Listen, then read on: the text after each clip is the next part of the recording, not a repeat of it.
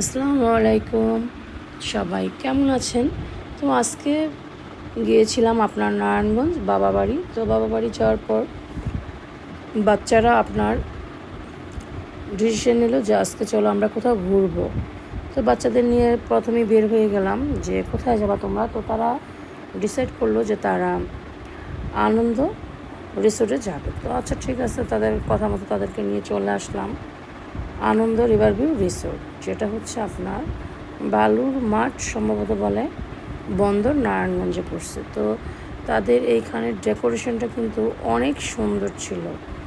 আপনার সাথে আপনার গাড়ি থেকে নেমে যখন আমি সাইডটা আপনার একটু ভিডিও করে নিচ্ছিলাম, তো আমার কাছে কিন্তু খুব ভালো লাগছিলো। সাথে আবার এখানে একদম তাজা ফুলের জিনিস বিক্রি করতেছিল।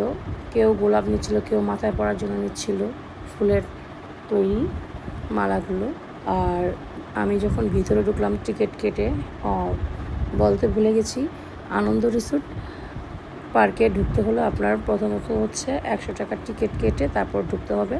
তো ঢোকার পরে কিন্তু আমার কাছে অনেক ভালো লাগছে। আর বাচ্চারা মূলত যে কারণে যেতে চেয়েছে, বাচ্চাদের জন্য আনন্দ রিসোর্টে আপনার প্রচুর রাইড ছিল, যাতে উঠে বাচ্চারা খুব এনজয় করছে।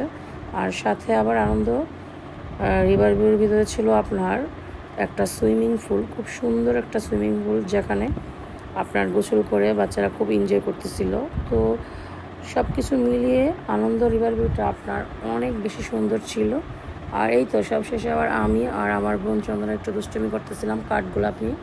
তো আমি আবার ওকে বলতেছিলাম যে এই কাঠগোলাপের গানটা তুই পারিস? তো ও বলতেছিল হ্যাঁ পারি।